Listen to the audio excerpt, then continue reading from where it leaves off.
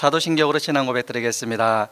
전능하사 천지를 만드신 아버지를 내가 믿사오며 그 외아들 우리 주 예수 그리스도를 믿사오니 이는 성령으로 잉태하사 동정녀 마리아에게 나시고 본디오 빌라도에게 고난을 받으사 십자가에 못 박혀 죽으시고 장사한 지 사흘 만에 죽은 자 가운데서 다시 살아나시며 하늘에 오르사 전능하신 하나님 우편에 앉아 계시다가 저리로서 산자와 죽은 자를 심판하러 오시리라. 성령을 믿사오며 거룩한 공예와 성도가 서로 교통하는 것과 죄를 사하여 주시는 것과 몸이 다시 사는 것과 영원히 사는 것을 믿사옵나이다. 아멘. 자리에 앉으시겠습니다. 목사님께서 목회 기도해 주시겠습니다.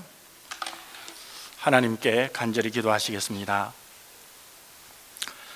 전능하시고 사랑이 많으신 우리 아버지 하나님, 오늘 우리들이 찬양을 통하여 피난처 있으니 환난을 당한 자 이리 오라, 땅들이 변하고 물결이 이느나 산 위에 넘치되 두렵잖네 라고 고백한 이 고백이 오늘 우리 말씀의 성도들의 고백이 되게 하여 주시옵소서. 아버지 하나님, 우리에게 부족한 것 너무 많이 있습니다. 그렇지만 예수 그리스도의 보혈을 힘입고 새로운 능력과 근세를 힘입고 오늘 이 자리에 나와 주님의 은혜를 강구하오니 우리 성도들에게 하나님의 한량없는 은혜를 이 시간에 부어 주시옵소서. 아버지 하나님, 간절히 기도합니다. 우리 말씀교회 성도들이 아버지 하나님 앞에 나올 때마다 영적인 눈이 점점 열려지기를 간절히 원합니다. 어려움과 환난과 고통과 여러 가지 기도 제목들이 많이 있지만 그러나 이것들을 통하여, 이 순간들을 통하여 하나님께 더 가까이, 하나님 앞에 더 형통하며 하나님 앞에 겸손하며 하나님 앞에 감사한 모든 제목들로 바뀌어지는 역사가 오늘 우리 성도들에게 이루어지도록 우리 하나님 은혜를 베풀어 주시옵소서. 아버지 하나님, 이 자리에 귀한 우리 성도들을 우리 하나님 불러 모아 주셔서 하나님께만 온전히 나아가는 시간이 될 때 성령 하나님께서 하늘의 문을 열어주시기를 간절히 원합니다. 우리 성도를 위하여 주 예수 그리스도의 능력의 이름으로 축복합니다. 직장 가운데, 사업 가운데, 학업 가운데, 아버지 하나님이여 가정의 일들 가운데 우리 하나님께서 친히 안수하여 주옵시며 몸이 약한 우리 성도들에게 주 예수 그리스도의 치유의 역사가 일어나기를 간절히 원하오며 모든 순간과 모든 환경과 모든 것 가운데 하나님의 능력의 역사, 우리 하나님의 전능하신 손길로 아버지 하나님께서 오늘 만져주심을 믿습니다. 아버지 하나님, 그렇지 아니하다 할지라도 우리 하나님께서 베푸시는 은혜를 여전히 믿사오며 순간순간 하나님과 친밀한 놀라운 교제의 역사가 일어나도록 인도하여 주시옵소서. 아버지 하나님, 우리 말씀의 귀한 성도들을 위해서 기도할 때 오늘 이 시간에 이진희 집사님 가정을 위해 간절히 기도합니다. 아버지 하나님, 한국에서 이제 와서 자가격리를 한 가운데 이제 교회에 우리 이진희 집사님 교회에 나왔습니다. 아버지 하나님, 우리 집사님의 직장과 하는 일들 가운데 친히 역사하여 주옵시며 우리 하나님께서 영주권의 모든 문제들까지도 해결하여 주시오며 우리 서집사님 공부할 때에 함께하여 주옵시고 자녀들까지 우리 하나님 온전히 역사하여 주시옵소서. 아버지 하나님이여, 우리 이진희 집사님 가정뿐만 아니라 우리 말씀의 모든 가정들을 주님께서 세우시고 우리 청년들에게 함께하여 주옵시며 우리 청년들에게도 길을 열어 주옵시며 코로나 이 기간에 있지만 그러나 친히 하나님께서 우리 청년들에게 말씀하여 주옵시고 우리 모든 성도들에게 동일하게 역사하여 주시옵소서. 아버지 하나님, 우리 성도들 가운데 연세가 연만한 분들이 있습니다. 우리 박광서 사장님 네 분에게 함께하여 주시기를 원하오며 우리 차숙자 근사님에게 함께하여 주옵시고 한국에 있는 우리 헨리 할아버지 되시는 이 대문 성도님께도 함께하여 주옵시며 아버지 하나님, 건강으로 지켜주옵시고 우리 하나님께서 어려움에서 막아 주옵시며 하나님의 능력이 하나님 아버지여 연세 많은 우리 성도님들에게 늘 새 힘을 베풀어 주시기를 원합니다. 독수리 날개치듯이 하늘을 향하여 창공을 향하여 날아가는 영육간의 건강을 허락하여 주시옵소서. 우리 말씀기의 모든 성도들에게 영육간에 강건케 하여 주옵시며 우리 하나님 세워 주옵소서. 위로를 베풀 자들에게 위로를 베풀어 주옵시며 아버지 하나님의 인도와 능력 가운데 세워주실 분들을 세워 주옵시며 아버지 하나님 앞에 나아갈 때마다 위로의 능력의 역사가 일어나게 하여 주옵소서. 전능한 하나님의 역사를 믿습니다. 아버지 하나님, 오늘도 기도 제목을 들고 나와 사오니 하나님 응답하여 주옵시며, 아버지 하나님, 우리 어머니들이 자녀들을 향하여 무릎을 꿇고 기도할 때마다 하나님 그 기도에도 응답하여 주시옵소서. 자녀들이 비전을 가지고 그들의 앞날을 개척해 나갈 때에 하나님께서 전능하신 역사의 손길로 만져주옵시며, 성경에 기록한 주님의 백성들과 주님의 종들을 인도해 주신 것처럼 우리 자녀들에게도 주님의 역사함이 늘 머무르는 불기둥과 구름기둥의 역사가 임하게 하여 주시옵소서. 아버지 하나님, 우리 말씀교회를 이곳에 세워 주었사오니 아버지 하나님이여, 이 주신 사명을 잘 감당할 수 있도록 마지막 말세의 노아의 방주의 역사를 감당하는, 구원의 역사를 감당하는 우리 말씀교회가 되게 하여 주시옵소서. 나라와 민족을 위하여 가슴을 부둥켜 안고 기도합니다. 아버지 하나님, 나라와 민족이 하나님 앞에 바로 서게 하시고 만방의 모든 민족들이 우리 한민족이 지나는 주 예수 그리스도의 복음의 역사를 들을 수 있도록 우리 민족을 복음의 민족, 성교의 민족, 하나님의 사랑을 받는 우리 대한민국 아버지 하나님 한민족이 되게 하여 주옵시고, 이 밴쿠버 땅에 평안함을 허락하여 주옵시며 악한 계략이 떠나가게 하여 주옵시고, 의인 10명을 소돔 고모라에 원하여 사오니 오늘 우리 말씀 교인들이 주님 앞에 무릎 꿇는 이 의인의 사명을 감당하게 하여 주셔서 이 밴쿠버 땅을 살리는 귀한 성도들이 되게 하여 주옵소서. 오늘도 예배할 때에 악한 영이 틈 못하게 하여 주시고 악한 사탄이 침입하지 못하게 하여 주옵시고, 주의 성령의 역사가 오늘 이 예배 가운데 인도만 하여 주옵소서. 예배하는 걸음이 복되게 하여 주옵시며, 주님 앞에 드린 물질뿐만 아니라 아버지 하나님 앞에 드리는 몸과 마음과 정성과 우리의 인격을 하나님 앞에 오늘 이 시간에 드리오니 우리 성령 하나님 인도만 하옵시고 우리 성도들에게는 은혜가 되게 하여 주옵시며 삼위 하나님께만 영광이 되게 하여 주시옵소서. 모든 순서마다 함께 주옵소서. 우리 구주 예수 그리스도의 이름으로 감사하며 간절히 기도 올리옵나이다. 아멘.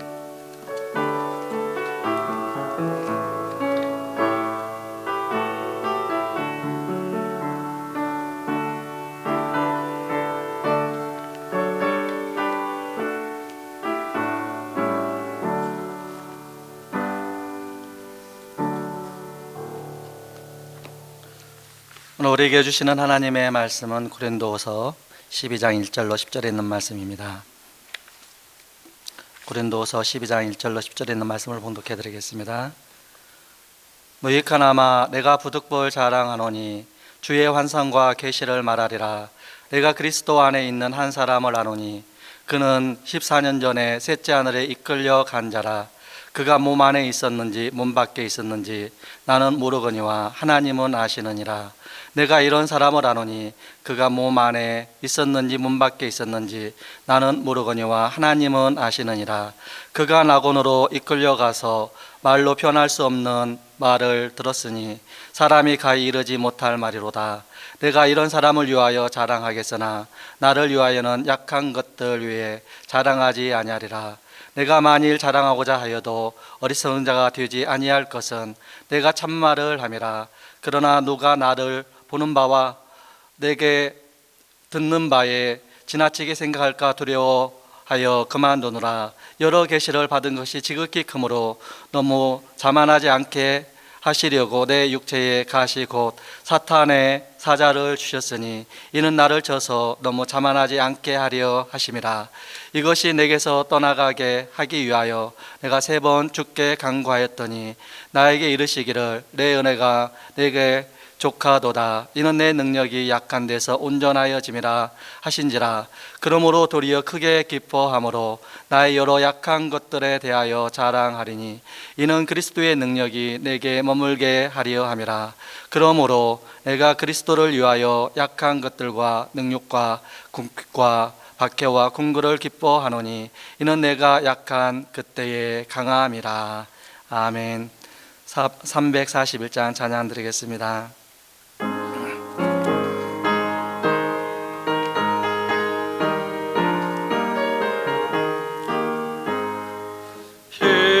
십자가를 내가 지고 주를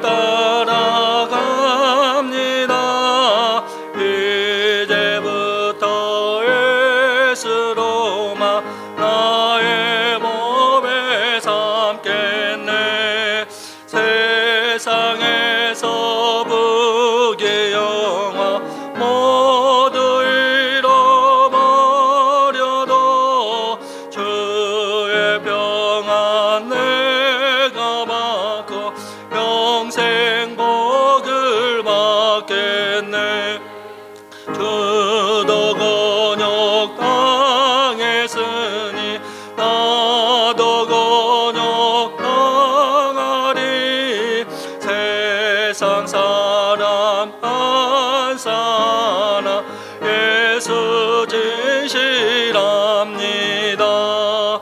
예수 나를 사랑하사 빛난 얼굴 보이며 원수들이 미워해도 염려할 것 없겠네.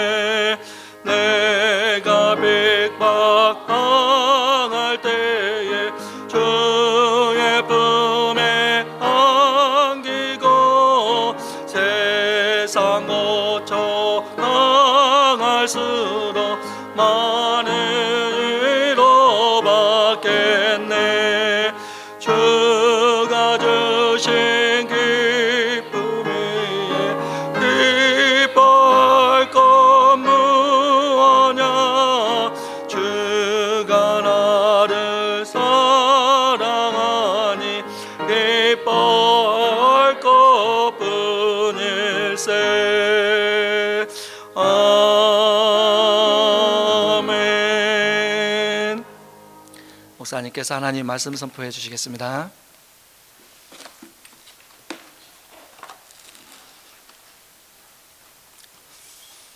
할렐루야. 우리 성도님들을 주님의 이름으로 환영합니다. 이제 3월, 4월, 5월, 6월, 7월 이렇게 어려운 코로나 기간을 거치는 동안에 있지만, 이런 고통과 환난 가운데 있지만은 하나님께서 여전히 여러분 우리 성도님들을 사랑하시는 거 아시지요? 예, 우리 성도님들 모두를 사랑하고 계심을 믿습니다. 오늘 우리가 고린도후서 12장 1절에서 10절을 보면 약함으로 오는 세 가지 위기 우리에게 있습니다. 여러분, 제가 존경하는 한국 목사님들, 또 우리 한국 목사님들도 존경하는 목사님 중에 한 분이 있다면은 우리 그 고려 신학 대학원을 나오고 미국 웨스트민스터 신학대학원에서 공부한 박희천 목사님이 계십니다. 이 박 목사님은 신사참배를 반대한 부산 고신 중심교회인 부산 삼일교회를 사역도 하셨고, 그리고 서울 내수동 교회도 담임을 하셨습니다. 개척을 하시고 담임하셨는데, 그렇게 사역하실 때 젊은 청년들이 많이 그렇게 왔던 그런 교회였습니다. 그리고 총신대학원에서 설교학과 히브리어를 가르쳤습니다. 그리고 목회를 하는 중에는 좋은 목회자들과 또 신학자들을, 또 선교사님들도 많이 배출한 올해 94세의 박 목사님이십니다. 이 박희천 목사님은 목숨을 걸고 말씀을 준비하는 목회자라고 자타가 그렇게 말씀하시는 분이십니다. 박희천 목사님은 60대까지는 매일 성경을 11시간 30분씩 책상에 앉아서 그렇게 성경을 연구를 했습니다. 바쁜 일정 속에서도 성경 연구 시간을 줄이지 않다가 70대에, 그러니까 은퇴를 한 후에 이제 체력적으로 힘들어서 하루에 7시간 30분간 책상에 앉아서 성경을 연구하며, 그리고 공부하는 시간이 또 이제 연세가 80대가 되니까 또 6시간 30분으로 그렇게 줄어들었습니다. 줄어들으니까 성경을 연구할 수 없어가지고 대성통곡을 하면서 그렇게 울었다는 그런 일화가 있습니다. 올해 94세인데 그럼에도 불구하고 성경을 가르치고 설교를 하는, 은혜롭게 그렇게 또 성경을 구절구절 그렇게 아시는 그런 분이십니다. 이 박희천 목사님은 이런 말씀을 하셨습니다. 히말라야 산에 올라가지 않은 사람이 히말라야에 대하여 정확하게 설명할 수 없는 것처럼, 성경을 읽지 않는 사람은 하나님의 말씀을 전할 수 없다. 적당히 읽어서는 안 된다. 성경에 목숨을 걸어야 한다. 지금도 설교하시면서 그렇게 강조하는 말씀을 들었습니다. 박희천 목사님 본인도 1950년 1월 1일부터 하루도 빠짐없이 성경을 통독하는 것 외에, 이제 우리도 성경 통독을 하잖아요. 그런 외에 덧붙여서 매일 시편 5장과 잠언 1장을 읽었습니다. 80대까지 목사님이 읽은 성경은 시편과 잠언을 700독 이상을 했답니다. 아마 지금쯤에는 800독을 돌파했을 것이라 그렇게 생각을 합니다. 그렇게 성경을 오랜 시간을 연구하고 말씀을 전하고, 그리고 성경을 연구할 때도 히브리어 원어를 가지고 또 이렇게 연구하고, 그렇게 하심에도 불구하고 박 목사님이 이렇게 말씀했습니다. 나는 성경을 얼마나 아는가? 자문을 해볼 때 성경 전체를 중국에 있는 큰 산인 태산에 비유한다면 나는 그저 태산 한 모퉁이를 손가락으로 끌다가 말았다고 생각을 한다. 요즘 설교를 하시면서 그렇게 말씀하시는 것을 들었습니다. 그토록 성경을 많이 읽고 연구한 박 목사님이 바로 오늘 본문 말씀을 설교하시면서 왜 바울이 이토록 예수님을 잘 믿는 사람으로서, 그것도 전도자와 목회자와 선교사와 사도로서 목숨을 걸고 주님의 일을 했지 않습니까? 그리고 오늘 본문에 보게 되면 신비한 은혜를 받아서 삼청천, 즉 하늘나라 천국까지 강강하고 오신 신령한 분이시고 하나님이 그토록 사랑하신 분이시며 은혜로운 분이신데 왜 그렇게 인간적으로나 육신적으로 고생하면서 사셨냐, 이렇게 박 목사님이 질문을 하시면서 말씀을 하시는 것을 들었습니다. 바울은 사도로서 주님께 기도함으로 다른 사람의 병을 고쳐주고, 그리고 죽은 자도 살리면서 진작 자신은 불치의 병을, 그것도 몸에 가시라는 말과 오늘 본문에 보게 되면 사탄의 사자라는 말로 표현할 정도로 육신이 아파하시면서 고통스럽게 목회를 어떻게 그렇게 하셨냐, 왜 하나님께서 사랑하는 바울에게 이렇게 고통 가운데, 그것도 평범한 성도의 생활이 아니라 그렇게 사역하면서 그렇게 사시게 하셨을까, 이런 질문에 대해서 박이천 목사님은 성경을 연구하는 중에 이런 답을 얻었답니다. 이런 답을 얻은 것을 설교를 할 때 성도들이 웃는 장면도 저는 보았습니다. 그분은 이렇게 해답을 얻었습니다. 오고 오는 모든 후배 성도나 목사들에게, 선교사들에게 주님을 제일 잘 섬기고 사랑과 은혜를 많이 받은 바울도 이런 고생과 고통이 있었지 않았니?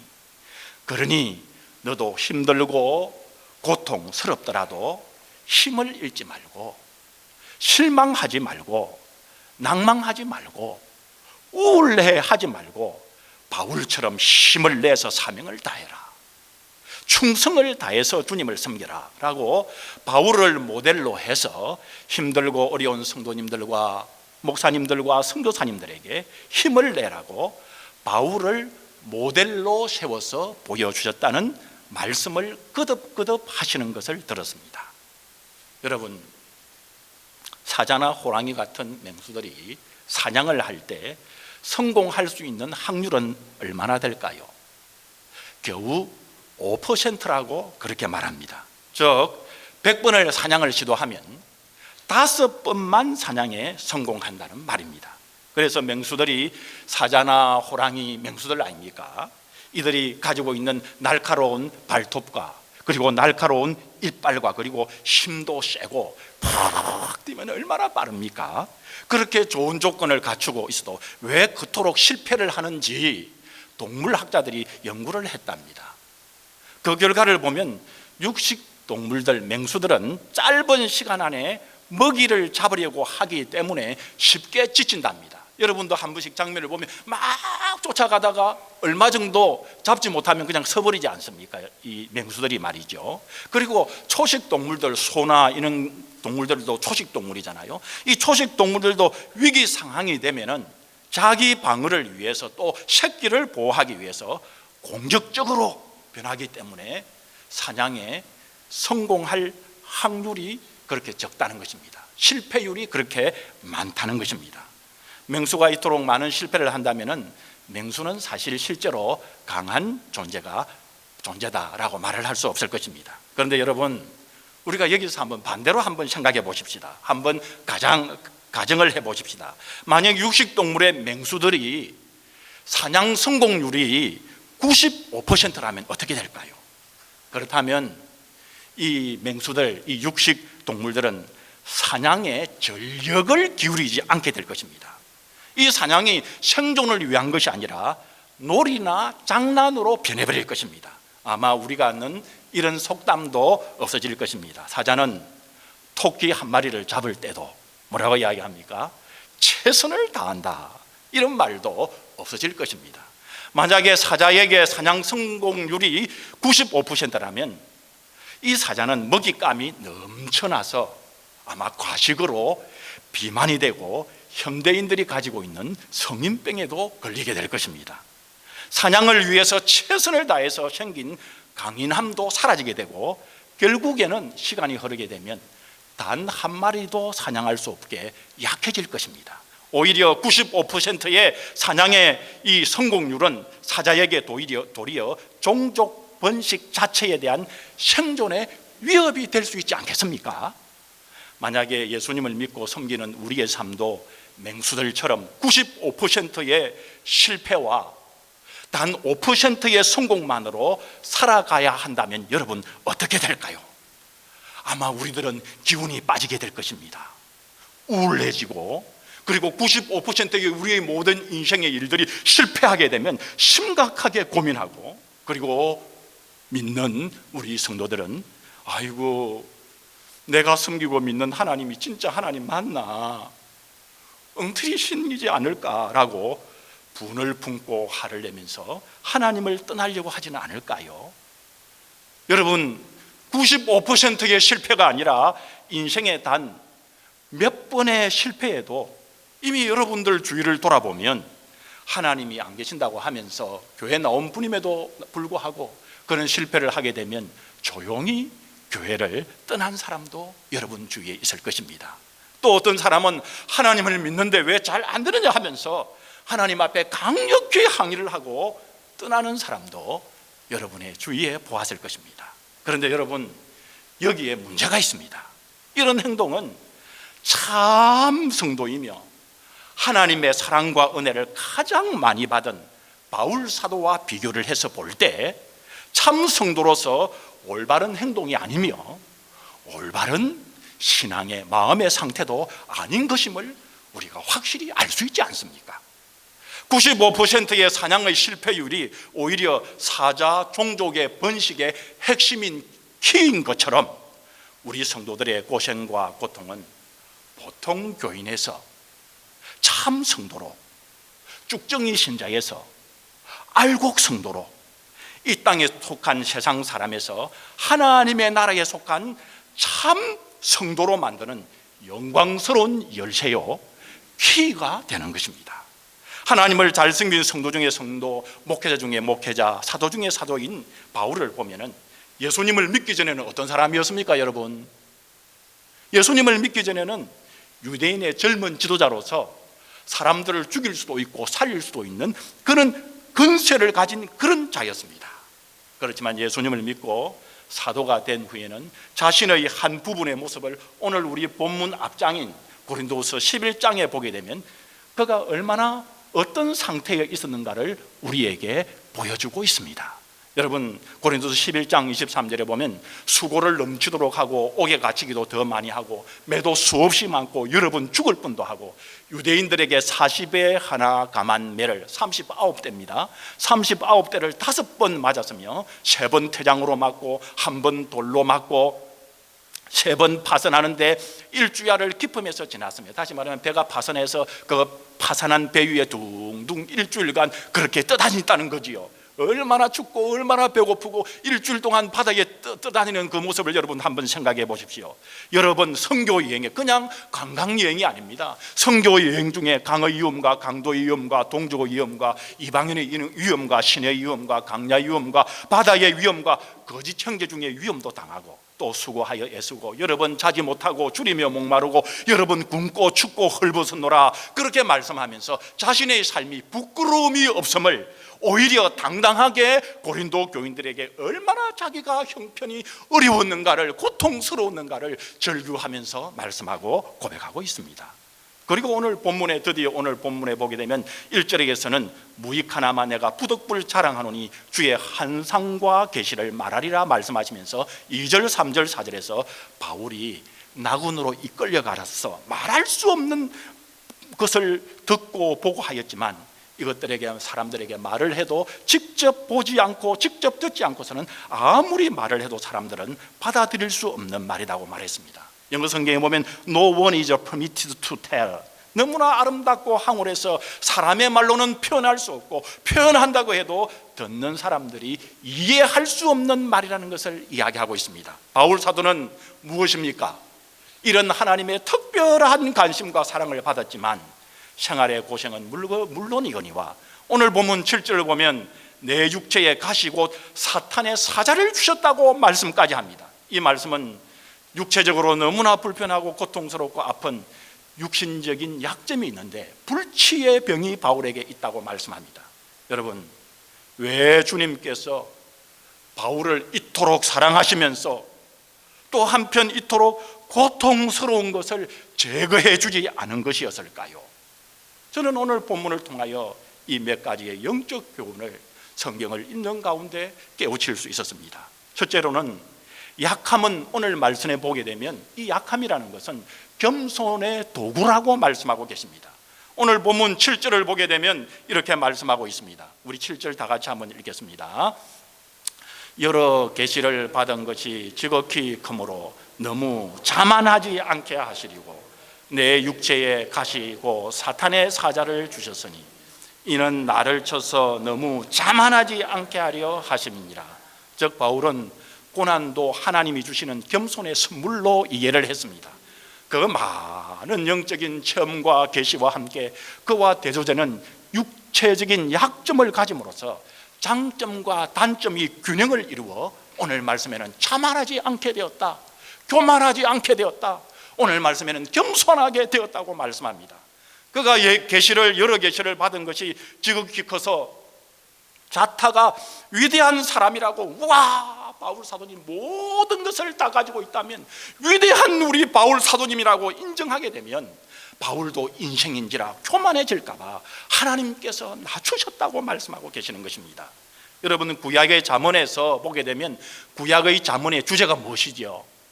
구약의 잠언에서 계속 말씀하시는 주제는 참 지혜는 하나님을 경외하는 것이라고 말씀합니다. 구약의 31장의 모든 이야기가 바로 그 말씀입니다.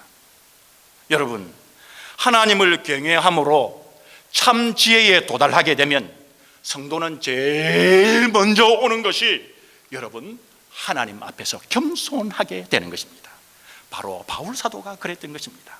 바울은 고난을 통하여 겸손을 갖게 되고 이로 인해서 하나님을 더욱더 섬기고 경외하게 되었으니 바울은 고난이 더욱더 그에게 감사할 수밖에 없었던 것이었습니다. 바울이 예수님을 만나기 전에 이름은 무엇이었죠? 사울이었습니다. 이 사울이라는 이름의 뜻은 큰 자라는 뜻을 가지고 있습니다. 구약에 보면 첫 번째 이스라엘 왕의 이름이 여러분 누굽니까? 사울이었습니다. 오늘 본문에 바울의 옛 이름인 사울과 같았습니다. 하나님은 과거 이스라엘 역사에서 첫 번째 왕인 큰 자라는 이름을 가진 사울 왕을 버리셨습니다. 그리고 하나님은 작은 목동인 다윗을 쓰셨습니다. 사도 바울은 예수님을 만나고 난 후에 큰 자라는 이름을 가진 사울의 이름을 버리고 작은 자라는 뜻을 가진 바울이라는 이름으로 바꾸었습니다. 바울 사도는 주님의 일을 하면 할수록 주님께 가까이 나가면 나갈수록 겸손해지고 또 겸손해지고 또 낮아지고 또 낮아졌습니다. 에베소 3장 8절에 보게 되면 바울 사도는 모든 성도 중에 지극히 작은 자보다 더 작은 나라고 말씀하고 있는 것입니다. 하나님께 벅찬 은혜를 작은 자인 나에게 주셨다고 고백했습니다. 이 말씀은 우리 믿는 모든 성도들보다 내가 가장 작은 자라는 고백인 것입니다. 더 나아가서 고린도전서 15장 8절 전반절에 보게 되면 이렇게 고백합니다. 맨 나중에 만삭되지 못하여 난 자 같은 내게도 라고 말씀하시며 나는 사람으로 볼 때 제대로 된 사람이 아니다, 모자라는 사람이다 말씀하고 있습니다. 사람들 중에, 이 땅의 인생들 중에 그가 제일 모자라는 사람이라고 그런 고백을 했습니다. 더 나아가서 디모데전서 1장 15절 하반절에 보게 되면 자신의 모습을 보면서 이제는 나는 죄인 중에 괴수다라고 말씀하시면서 내가 알고 보니까 나는 사람들 중에 제일 나쁜 사람이더라는 것입니다. 나쁜 사람은 좀 이렇게 나쁜 놈이라는 말입니다. 바울은 이런 겸손한 모습으로 자꾸 계속해서 주님의 일을 겸손한 가운데 자꾸 겸손하여 감당을 했습니다. 이런 겸손한 바울을 통하여 하나님께서는 성령으로 감동을 온전한 가운데 시키시고 신약 성경에 13권을 기록하게 하시고 아시아와 유럽을 선교하는 대사도 바울로 만드신 것입니다. 저는 종종 이 한국의 이 주영훈 씨가 MC를 맡고 있는 CBS의 새롭게 하소서라는 간증을 종종 봅니다. 그곳에 출연하는 분들의 특징을 보게 되면 대부분 예수님을 믿기 전에는 인기도 끌고 돈도 많이 벌고 잘 나갔는데 그렇게 하면서 이제 간증하는 분들이 있고, 또는 나는 그래서 실패를 했는데 죽으려고 했는데 그 순간에 하나님을 만나서 복음을 전하는 이제 신실한 성도의 모습이 되었다고 간증하는 것을 여러분 종종 들었을 것입니다. 그런데 제가 발견한 그분들의 이 모습은 한결같이 그분들이 하나님을 만나고 겸손해졌을 때 하나님께서 사용하는 모습을 여러분도 보지 않았습니까? 그들에게 고통과 고난을 통해서 인생의 거품이 빠지고 하나님께 겸손해져서 오히려 하나님의 사역을 정말 감당하는 사람들이 되는 것을 보았습니다. 혹 이 자리에 스스로 돌아볼 때에 오늘 우리 성도님들 가운데 고통과 아픔과 약함 중에 있는 분이 계시다면, 여러분 다른 어떤 생각보다 하나님께서 내가 있는 이 자리에서 겸손의 도구로 더 잘 사용하시려고 멋지게 하나님께서 하늘의 귀한 성도로 사용하시려고 아름답게 하나님 보시기에 아름답게 사용하시려고 하신다는 믿음을 가지시고 하나님께 소망과 기대를 가지시기를 우리 주님의 이름으로 축원합니다. 여러분 오늘 둘째로 본문을 통해서 약함이라는 것은 은혜의 통로라고 오늘 우리에게 가르쳐주고 계십니다. 여러분 바울을 보십시오. 바울은 약함 가운데서도 하나님의 충분한 은혜를 깨달았습니다. 본문 12장 9절에 보게 되면 바울이 그의 육체의 아픔을 제거해달라고 기도하자 하나님께서는 내 은혜가 내게 족하다라고 말씀을 했습니다. 하나님은 바울이 나의 이 치명적인 육신의 아픔을 고쳐달라는 기도를 하나님께서 거절함으로 하나님께서 응답을 해주셨습니다. 그럼으로써 바울은 집착을 끊었습니다. 여러분 우리가 다 경험한 바지만은 집착을 하게 되면 장님이 됩니다. 그러나 집착이 끊어지면은 눈이 떠지는 것입니다. 전에 보지 못했던 더 넓은 세계가 보이는 것입니다. 하나님이 바울의 약함을 고쳐주시는 것을 거절하시자 도리어 바울은 더 큰 은혜를 하나님께서 주시는 것을, 하나님의 은혜를 발견하게 되었던 것입니다. 여러분 사실 인간의 약함은 위기이기도 합니다. 또한 우리 인간의 약함은 기회이기도 한 것입니다. 여러분 사람이 강할 때는 어떻게 합니까? 무슨 일이든지 혼자 해결하려고 합니다. 사람이 강할 때는 어떻게 했습니까? 기도하지 않습니다. 전능하신 하나님 엘샤다이 하나님께 지가 모든 것을 사람이 다 할 수 있으면 하나님 앞에 은혜를 간구하지 않습니다. 여러분 성도의 고난은 하나님으로부터 버림받고 떨어진 것이 아니라 도리어 은혜의 방편인 것입니다. 고난을 통하여 높은 영적인 차원을 유지해 주는 것입니다. 여러분 성도의 고난은 교만을 막고 언제나 전능하신 하나님만을 의지하게 해 주시는 것입니다. 다윗 왕도 고난이 있었을 때 어떻게 했습니까?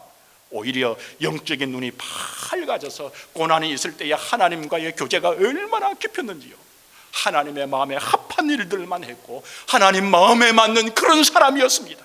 그러나 왕이 되고 형통하고 편안하고, 그리고 이제는 낮에 잠을 잘 수 있는 많은 기회도 있고 낮잠 씩씩 자다가 눈을 뜨고 난 다음에는 우리아의 아내를 치명적인 이 다윗의 실수를 범하고 말았습니다. 환난과 고통은 그 자체가 목적은 아니지만 반드시 그것이 가져다 주는 축복이 여러분 뒤따르게 되어 있는 것입니다. 로마서 5장 3절에서 4절에 보면 사도 바울은 믿음으로 의롭다함을 받은 성도는 내세의 소망을 가지고 하나님의 영광을 바라고 즐거워할 뿐 아니라 현재의 모든 환난 중에서도 즐거워할 수 있는 이유는 환난은 인내를, 인내는 연단을, 연단은 소망을 이루는 줄을 알미로다라고 했습니다. 여러분, 하나님의 은혜는 때때로 고난이라는 보자기에 쌓여서 우리에게 배달되는 경우가 많지 않았습니까? 그래서 우리 시대의 최고의 변증학자이고 신학자인 C.L. 루이스는 고통과 환난을 가리켜 변장된 축복이라고 말했습니다. 오늘 우리 성도들 가운데 지금 현재 환경적인 어려움과 코로나 사건을 통해서 일하는 모든 가정들이 정상적으로 이전보다 정상적이지 않을 줄 압니다. 어려움이 있을 줄 압니다. 경제적인 고통도 있을 줄 압니다. 육신적인 아픔으로 스스로 약해져 있다고 생각되시면 나의 이 약함은 하나님이 장차 나에게 주실 은혜의 통로임을 믿으시기를 바랍니다. 변장된 축복임을 믿으시기를 바랍니다. 불편해도 그 불편함 속에 우리 주님의 은혜로 평안함을 누리시기를 여러분 주님의 이름으로 축원합니다. 최초로 오늘 본문을 통해서 보게 되면 우리에게 이 약함은 하나님의 능력의 통로라고 우리에게 말씀해 주고 있습니다. 여러분 본문 구절을 보십시오. 내 능력이 약한 데서 뭐라고 말씀하고 있습니까? 온전하여짐이라고 말씀합니다. 바울은 자신의 약함을 통해서 하나님의 능력과 은혜를 체험을 했습니다. 본문 10절에 보면 그러므로 내가 그리스도를, 본문 10절 다 같이 한번 읽겠습니다. 본문 10절 시작. 그러므로 내가 그리스도를 위하여 약한 것들과 능욕과 궁핍과 박해와 공고를 기뻐하노니 이는 내가 약한 그때에 강함이라. 여러분 말씀했습니다. 참 성도는 약할 때에 자신을 의지하지 않고 엘샤다이 전능자 하나님을 의지하게 됩니다. 그러나 스스로 강하다고 고면하면 하나님의 능력을 체험할 수 없습니다. 하늘의 신령한 은혜를 여러분 교만하면 체험할 수가 없습니다. 그리고 끝까지 자신의 문제를 해결하려고 자신의 힘으로 해결하려고 하다가 하나님께로부터 떠나게 되는 것입니다. 사무엘상 15장 7절에 보게 되면 사무엘이 교만에 빠진 사울 왕을 꾸짖으면서 뭐라고 했습니까? 왕이 스스로 작게 여길 그때에, 왕이여 당신이 겸손할 그때에 이스라엘 지파의 머리가 되지 아니하셨나이까? 그렇지만 교만함으로 버림을 받았다고 말씀을 했습니다. 바울은 빌립보서 4장 11절에서 13절에 이렇게 말씀합니다. 나는 어떤 처지에서도 스스로 만족하는 법을 배웠습니다. 나는 비천에 살 줄도 알고 풍족하게 살 줄도 압니다. 배부르거나 굶주리거나 풍족하거나 궁핍하거나 그 어떤 경우에도 적응할 수 있는 비결을 배웠습니다. 나에게 능력 주시는 분 안에서 나는 모든 것을 할 수 있습니다. 나는 어떤 형편에서도 살아갈 수가 있습니다. 하나님의 은혜로 모든 것이 나에게 가능합니다. 그렇게 고백을 했습니다. 하나님의 능력 안에서 바울은 정말 모든 일을 할 수 있었습니다. 여러분 성경을 보십시오. 바울의 장점과 신비한 경험만으로 바울로 하여금 하나님의 일을 하고 대사도로 되게 한 것이 아닙니다. 바울의 위대함은 영적인 경험에서만 아니라 사도로서 받은 그의 고난과 그의 약점을 간직한 채 그럼에도 불구하고 하나님의 일을 진행한 점에 있는 것입니다. 우리 믿는 성도들에게 약함도 고통도 없으면 얼마나 좋겠습니까? 하지만은 사람에게 있어서 고통이 없으면 몸만 자라고 영혼은 자라지 않는 영적인 식물 인간과 같은 것입니다.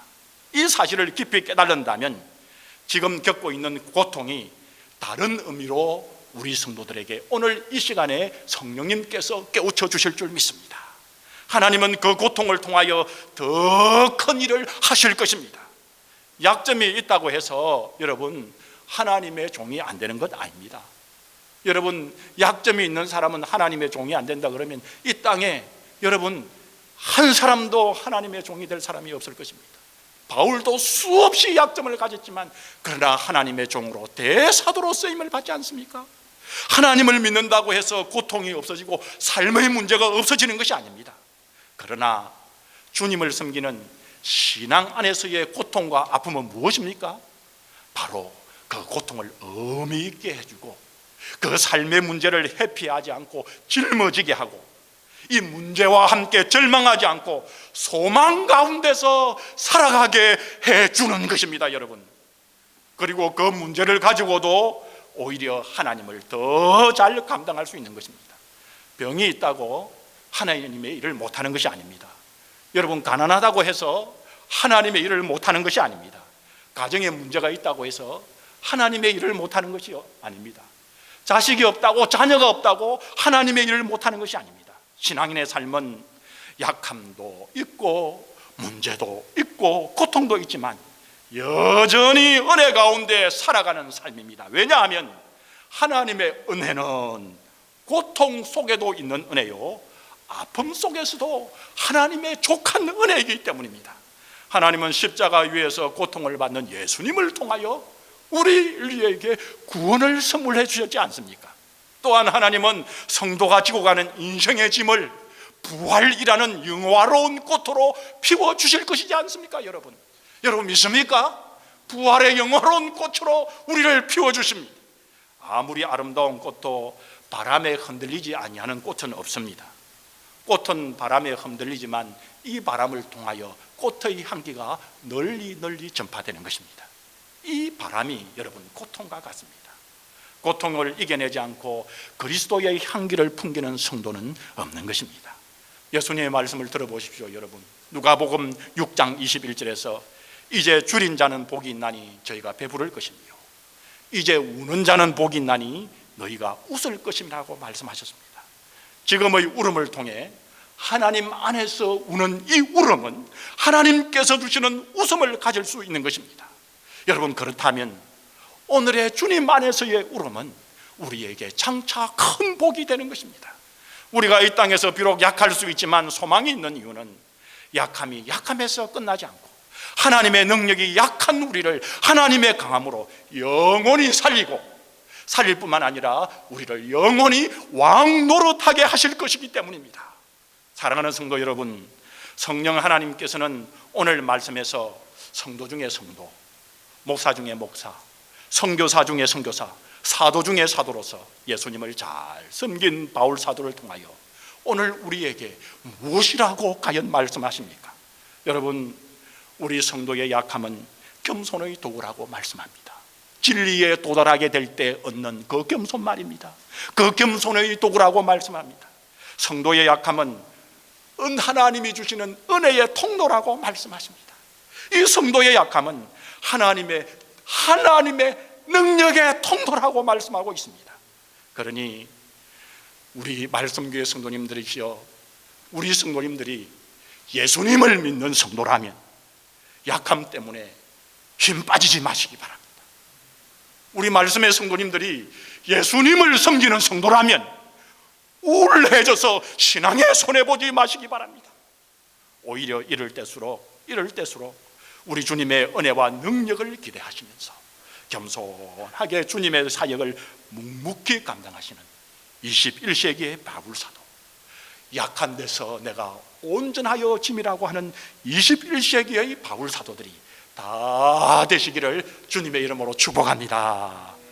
기도하겠습니다. 주여, 우리에게 바울 사도를 주님의 사랑을 얼마나 받고 삼층저까지 천국을 강강하고 오며 하나님의 신비한 말씀을 풀어놓은 하나님이 사랑하는 이 바울 사도를 우리에게 모델로 주셔서 감사합니다. 우리에게 어떠한 힘듦과 어려움과 고통과 곤란함과 우리의 육신의 약점인 치명적인 아픔이 있을지라도 주님의 은혜는 여전히 우리에게 있고 우리를 통하여 나를 통하여 하나님께서 하시는 놀라운 능력의 손길을 주님 믿사오니 오늘 우리를 통하여 주님의 귀한 은혜의 귀한 통로로 사용하여 주시옵소서. 살아계신 하나님을 증거하는 통로로 사용하여 주시옵소서. 장차 우리에게 왕노릇하게 하시는 놀라운 권능의 은혜를 우리를 통하여 사용하여 주시옵소서. 21세기의 바울 사도가 되게 하옵소서. 우리 구주 예수 그리스도의 이름으로 감사하며 축복하며 간절히 기도 올리옵나이다. 아멘.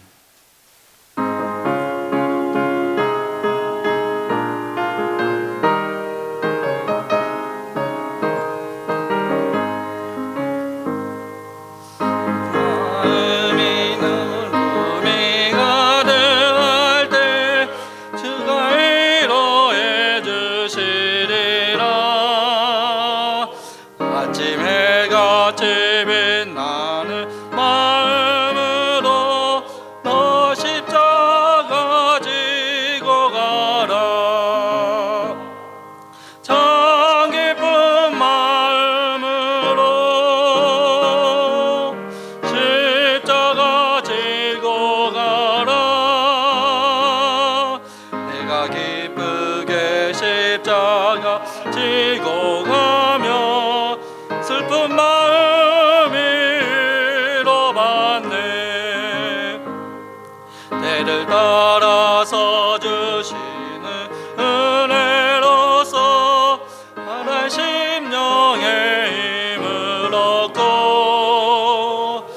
주가 언약한 말씀을 기억하고 너 십자가 지고 가라. 참 기쁜 마음으로 십자가 지고 가라. 내가 기쁘게 십자가 지고 가며 슬픈 마음 위로받네. 내가 맡은 일 성실히 행할 때에 주가 앞에서 상 받으리. 주가 베푸시는 은혜를 감사하며 너 십자가 지고 가라. 참 기쁜 마음으로 십자가 지고 가라. 내가 기쁘게 십자가 지고 가며 슬픈 마음 위로받네. 하나님께서 주시는 복을 다 같이 받겠습니다. 이제는 우리 주 예수 그리스도의 크신 은혜와 우리 아버지 하나님께서 주시는 놀라우신 사랑하심과 성령 하나님의 역사, 교통, 인도하심이 약한 데서 온전하여짐이라 믿고 주님께 끝까지 충성하는 우리 말씀교회 성도님들과 주님을 섬기는 모든 백성들과 우리 자녀들 머리 위에 이제로부터 영원까지 함께 계실지어다. 아멘. 주님 감사합니다.